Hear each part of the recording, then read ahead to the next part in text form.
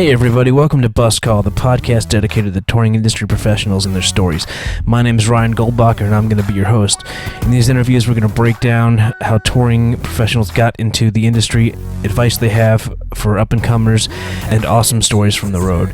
For more info, visit us at show-logistics.com and click on the Bus Call podcast at the top of the page. Don't believe me, please, she's already shown me all of her tattoos. My next road dog has quite the extensive resume. He's worked with Tesla, Survivor, Eric Church, Fantasia, Rascal Flatts, Loanstar, Big and Rich. He currently techs for Boston, and he's one of the best guitar techs I've ever met. Ladies and gentlemen, Jerry Gamble, welcome to Bus Call. What's up, man? Hey, brother. Thanks for having me, man. Yeah, you forgot to drop Prince in there, bro. That's one of the, bigger ones. I did say Everybody Prince. loves Prince. Didn't I say Prince?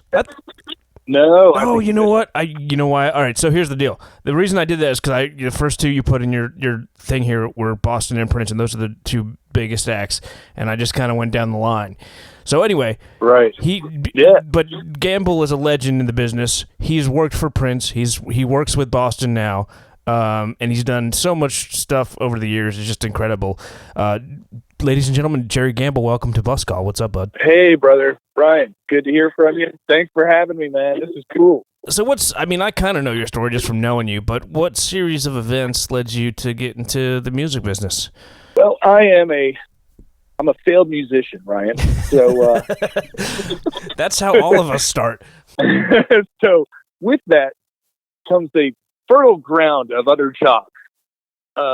Yeah, so, I was in bands, local bands, and I always was into audio and trying to cover that. And so just playing in bands, I picked up a gig here in Murfreesboro, Tennessee at this place, Austin Audio, and just started doing frat row gigs, doing audio and lights for all these frat bands that would play. And so I'd go to different parts of Tennessee and hit these colleges. And that's kind of where I broke into the business, if you will, through just doing that stuff and then doing installs as well. But I did go to MTSU for a year with aspirations of getting into their mass comm department over there. They have REM, which is Recording Industry Management. Yeah. And I aspired to be a studio cat. Audio engineer. Mm-hmm. And, I was in bands and I thought, wow, I'm already doing this. Why am I going to school for it? I'm doing it right now. I'm in the field mixing bands and mixing my band or whatever. So I just 86'd that idea and just went, I thought for sure I'm going to be a rock star. I mean, there's no doubt about it. So I didn't need school, right? Mm-hmm. So that just I had small successes or whatever. And then I got a call from a dear friend, Phil Kay. He said, man, do you want to come down here to Light and Sound Design and strip some trust? And I didn't even know what trusting was. And I didn't care because he said the place was cool and you could smoke weed and, do all this stuff. So I was in, and I went down there. I think I was stripping truss with some really volatile stuff that would kill you, breathing it. Even the mask that we use today wouldn't help you. And I was making $7 an hour and I thought I was shitting in tall cotton. So I was in the industry, I was making money, and I was hanging out with a bunch of musicians. There was 6 or 7, maybe 10 bands in the shop at the time. Mm-hmm. It was crazy. So it was a great place to be. That's kind of how I got into it. And then touring, I was doing my own band touring. We were doing Weekend Warrior stuff for a long time when I was 19 till I was about 24. So I had experience with gigging, but working at Light and Sound Design was full on art. The accounts that they had for lighting, they provided lighting back then. It's no longer a company, it's PRG now, but they provided lighting for U2, Rolling Stones, Madonna, the biggest names in the world touring. Mm-hmm. And there was always people asking me, come on, man, go out on tour. And I was like, no, man, I've got a band and you guys are going to be working for me one day. Kind of thing. You're known for being a backline tech and primarily a guitar tech. I met you working at SIR in Nashville. What was the first tour you did as a tech, I guess, or as a crew guy? That would be Loanstar, probably. Back in the early 2000s. I was a keyboard tech. Okay. So, I'm a drummer. That's my forte as a musician. but I ended up being a guitar tech. I don't know why. It's probably because I pay attention to detail. And I'm really kind of anal about shit. And, you deal with artists with huge idiosyncrasies. Mm-hmm. So I'm quirky too. So I kind of get it. Mm-hmm. As a tech, I don't know it firsthand because I've never done it, but you got, especially at the level that you're doing stuff, the shows are so on point. If you make a little mistake, I mean, even if it's putting the guitar in the wrong spot, can mess somebody up. And it's, they'll get through the gig, they're pros, but little tiny things like that, like the attention to detail, especially from a guitar tech standpoint, because you're running on and off stage, is really, really important. Yeah. Yeah. I know you've done a bunch of country stuff, so have I. I'm kind of out of that world now, and I tend to stick more to the rock stuff. Man, I tried to as well, but it is what it is. What's the story behind Prince getting that gig? Oh, wow. That's a crazy story. It started with SIR. Actually, they asked me to go down to South by Southwest and backline for him. He was doing, so he's doing a private show, like an unannounced show at South by Southwest in a little club, little bar. And I went down there and, I started, setting up gear with Crispy and this guy walked in representing Prince, and he was Prince's studio engineer, and he was also his live engineer. So this guy used to play in a band called Selk out of Murfreesboro, and my band used to open up for his band, and we started talking about that, and we went to college together. So immediately we had a good rapport. And I said, dude, I'm looking for a gig. And then he was like, cool. Well, we've got somebody, blah, blah, blah, but I'll keep you in mind. So as I was working, Prince's musicians were so impressed by the way I was working. They said, dude, you better be careful. You might get a job out of it. They warned me. Swear to God. So anyway, finished the show, whatever, and drove home. And about a week later at 3 a.m., my phone rings, and it's three digits. It's like 625. And I'm like, what the hell? I've never seen that in my life. So I thought it was like I don't know, the government. Yeah. So I didn't answer it, and then it rang again, and it was from Minneapolis, St. Paul, and I answered it, and it was their production manager, and he's like, yo, I got your name. What's your rate, and can you fly out tomorrow to Vancouver? And I was like, and then I was in Vancouver the next day, and it was very surreal. So that's how I got that gig. Just, by paying attention to detail, by, being user friendly. And that's important to say to any up and coming techs that want to get into this, and I have to be reminded of this myself, because sometimes I'm really short with people. I can't help it. I get impatient, and I'm one of those choppy, crusty roadies sometimes. Yeah. And that's just being honest. Well, on the road, you don't have time to be, the nice guy. I mean, that's for after the gig. That's for the days off, and it's not, I mean, I've been yelled at before, and I've yelled at people before, and it's definitely never personal, ever. Right. It's game phase. You're in game mode, and you got to get this done perfectly now. That's right. Yeah, you got to be user friendly. So these artists, these guys have been touring for 30 years with this guy. They could see that this backline guy from SIR Nashville was really paying attention to detail and getting the shit right, and I was on point, and they were like, be careful, you might get a job at it. But yeah, it's like you never know where a gig's going to come from. Yeah, and I'm glad you brought that up, because Crispy, Crispy, yeah? Chris Parsons, he's an audio engineer at SIR. Right. He paid attention to the way I was rolling, and he was like, dude, I learned a lot from the way that you roll. Mm-hmm. And again, it's like you always are making the next move while you're making a move, It's about what's down the road. And I knew that. So it's cool looking back and just kind of drawing the lines, like what gig led to what gig and what friendships led to what friendships. Yeah. I mean, eventually you start getting to say no to gigs, which is the coolest. Yeah. It was like the hardest thing the first couple times I had to say no to gigs that I actually did want to do. And, but then it's like, you know what? This is pretty cool. They want me more than I need them.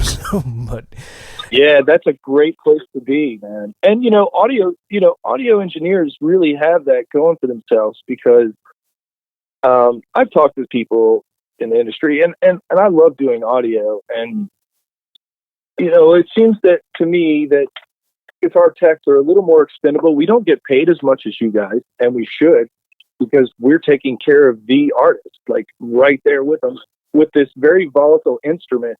So that's one thing that really bothers me about the pay scale. But you choose your gig.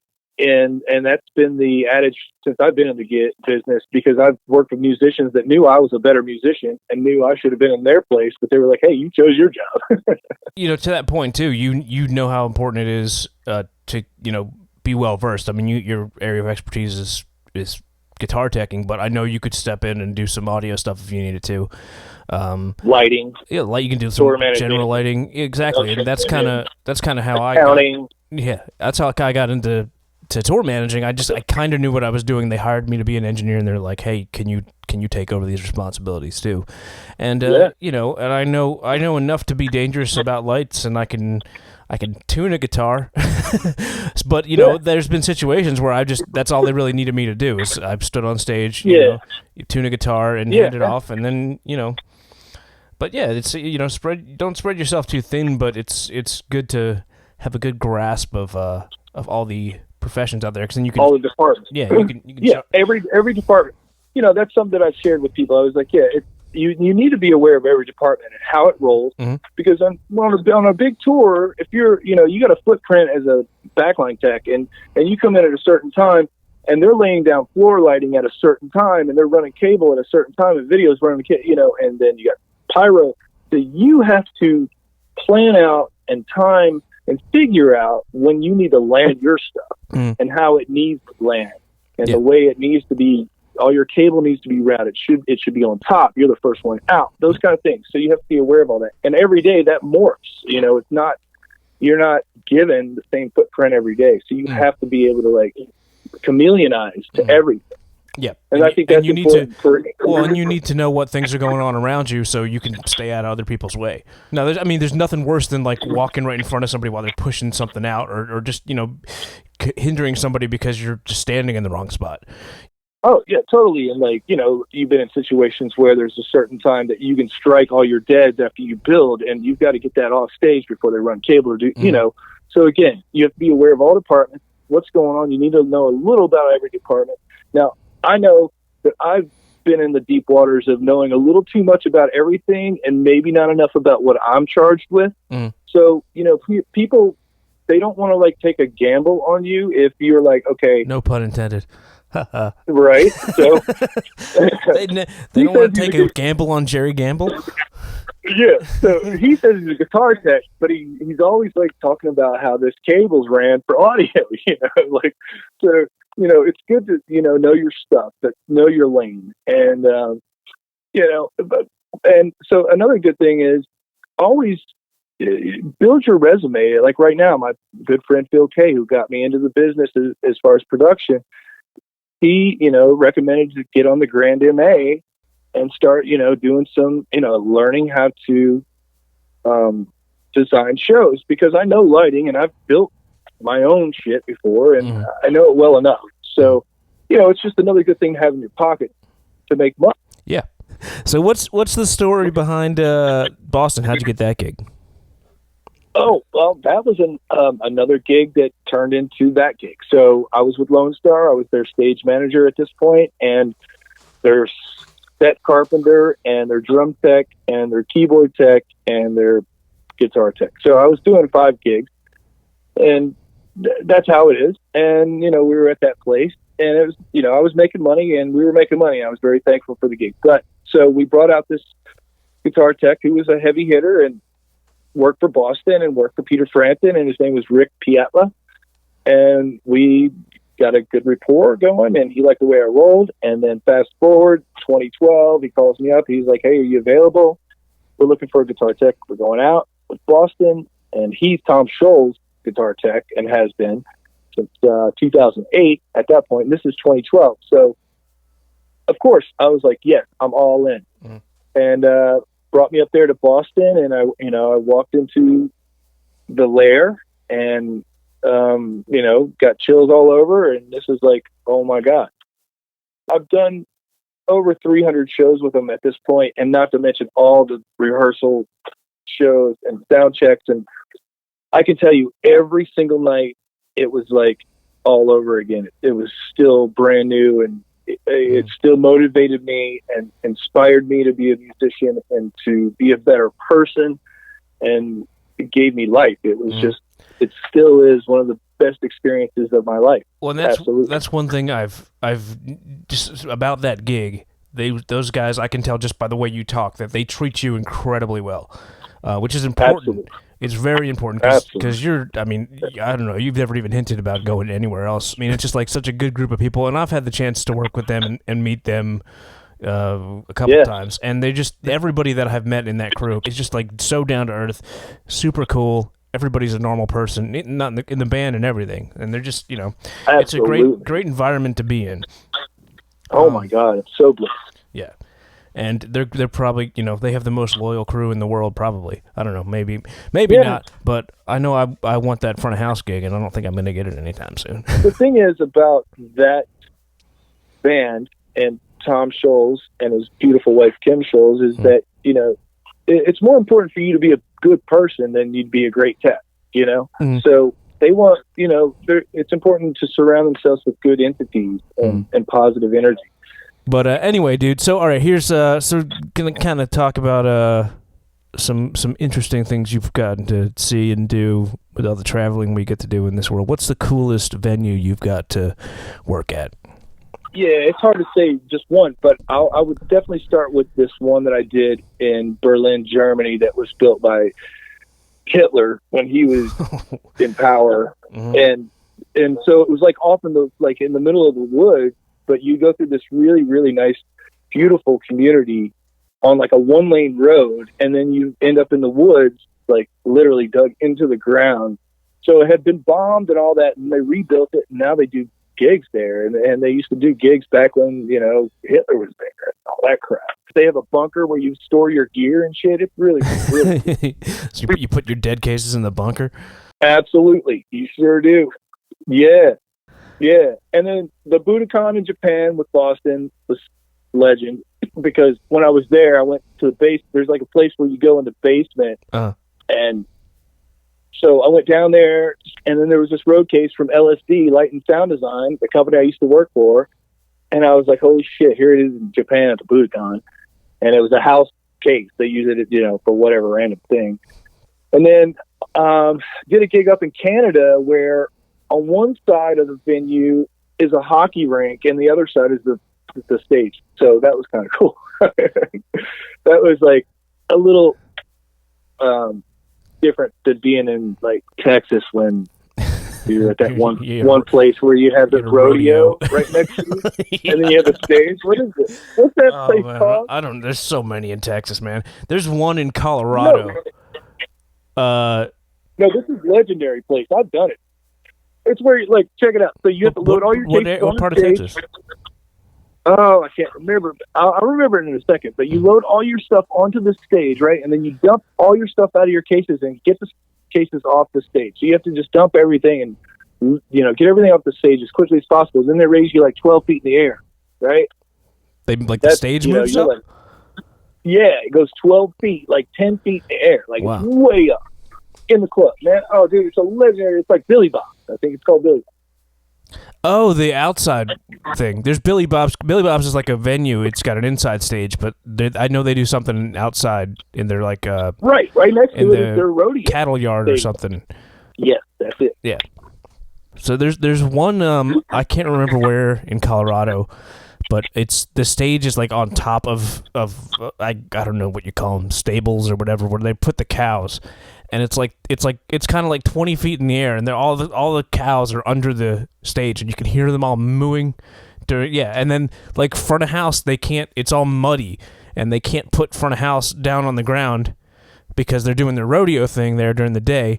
And you put your front of house console on this like trailer, and this tractor pulls it out.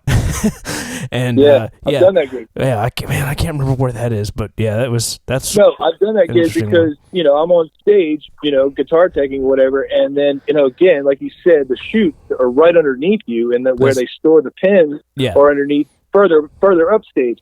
So the chutes are literally from the downstage edge right there. So you can stand on the downstage edge and look at this bull. Yeah. And then they kick out of the chute, and all the mud gets kicked up on the stage. Oh yeah, it's crazy. And I got it on video. That stage has got to be 20 feet high. I mean, it's like a huge, tall stage, but yeah, it is. Yeah. Hey, so what's at all the countries you've gotten to visit, what's the coolest place you gotten to go? Japan was amazing. Austria was right up there. That was an amazing place to stay for 5 weeks and to live and tour out of. Of course, Amsterdam. Is Hawaii a country? Hawaii is a different place. No, I consider Hawaii. No, I consider Hawaii a more exotic experience. You might not need a passport to get there, but no, I mean that experience was not the best. Although I did get to surf, but yeah, definitely it would be Japan and Austria. Those would be the two top places. I mean, I've been to Europe and I've been to all like the Caribbean places that you can go to in Mexico. But yeah, it's just interesting the different cultures you get to see. And I just, for our industry and entertainment alone, I think what you and Jeff spoke about in one of your podcasts is that people in Europe appreciate music more, and they appreciate being in groups and doing something social and sharing life and love together. I don't want to bag on our country. We have the greatest country in the world, but it just seems like people are way more appreciative of just the event. I was in Austria and I was touring Germany, and we were doing opening for this Schlager music artist. And I mean, it was 80,000 people in a stadium and everybody just having the best time. It's like Oompa Loompa kind of music. It's not like, but it was more than that. It was very heartfelt kind of stuff too. There were some very endearing songs and that kind of thing. And it was just a great vibe, great theme. I just love it. And I've been to like Lollapalooza back in the day, and I've been to, Bonnaroo more times than I want to think about. Yeah, one is more times than I want to think about. It's just a little different. I think that I have an old soul from Europe. It feels like home when I'm there.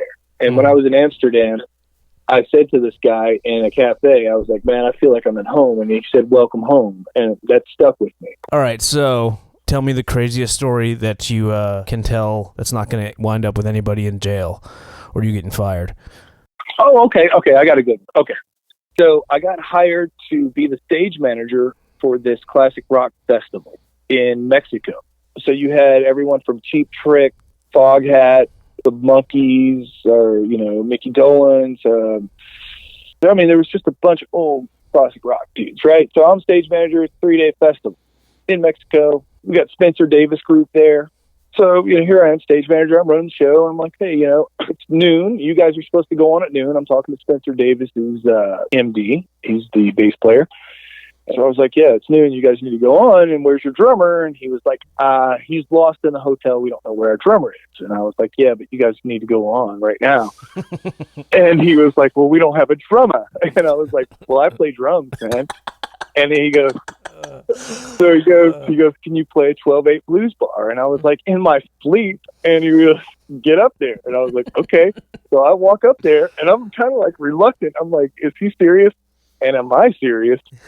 So I get to the drum riser, and I look over at him just one more time, and he just had to look like, go for it. So I just got up there, and I sat down, and then Spencer Davis walks over to me and leans over the drum kit, and he says, right, so we're going to play like 4 bars together, me and the guitar player, and then you and the bass player come in. Right. And then walks away and goes right up to the mic and just goes into the song.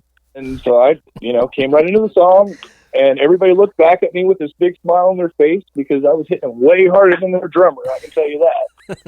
The crowd roared, got to the end of the song, and just about at the end of the song, I look over stage left, and the drummer's standing over there with his eyes as big as saucers. And, and so I tell him to come on up, while I'm about to finish this song. And he comes up, and I told him to come over to my right side so I could hand him the stick. I totally just pushed him over that way and handed him the drumstick, and then I started sliding out of the place so he could sit down, and we kept the beat going and didn't miss a note, and the audience roared, and I walked off stage. Dude, that was pretty awesome. I mean, Spencer Davis group, bro. Yeah. So that was crazy. Dude, you were briefly in the band. You were almost in a band for a whole song. Dude, I know. I almost got 4 minutes. So after that, there's like this little pavilion where they had for all the band and artists, and they had their own bartender and everything, but the whole audience could see this pavilion or whatever, and it had like a little brick-edged wall all the way around the pavilion about 2 feet high where you could sit on it or whatever. So I'm sitting there taking my break because the other band's already on, and I'm going over there and taking a break watching the band from where I'm sitting, and I'm hanging out with the artist. Spencer Davis is standing right next to me with his group all around me, and he like unzips his pants, unbuttons his pants, and he's going to tuck in his shirt, and I'm sitting right next to him, mind you. And I look up at him and I go, really, I don't want the gig that bad. And I broke. Everyone just died laughing. Good. That's a good one. Dude, and then after that, the show was over at like 7 o'clock. So as soon as the sun went down, the show was over. So I wrapped everything up and I went to the bar at the Hard Rock right there. And all the people that are in the audience are staying at the Hard Rock. So they see me and they're like coming up to me and you're like, holy shit, who are you? And I thought you were like stage manager. You're the calmest guy on the stage. You know, you're walking around like everybody's losing their mind and you're walking around like nothing's going on. And then now you're playing in the band? What? Who are you? I was like, dude, it's just, you know what, I get paid. Yeah, it had to get done. You do it. That's me, bro. But that's the whole crew mindset. If it's got to get done, you just got to do it. You can't wait. No, and if you can do it, make it happen. So I was working for an artist, and the same thing happened. We were in rehearsals. They didn't have a monitor engineer, and I went right over to the desk, and I started punching up their mixes and bringing it up. And they were like, what can you not do? And I was like, well, I can do everything. I can design your clothes. I can do your photo shoot. I can direct your video. I can help you write the songs. I'm going to do everything but hold your hand. That's a good mindset to have in this business, because even when you're starting out, if you're just a stagehand and you're that guy that jumps in and saves the day, everybody on that crew, no matter what it is going to remember that. Whether or not they can hire you right then, it's probably not going to happen.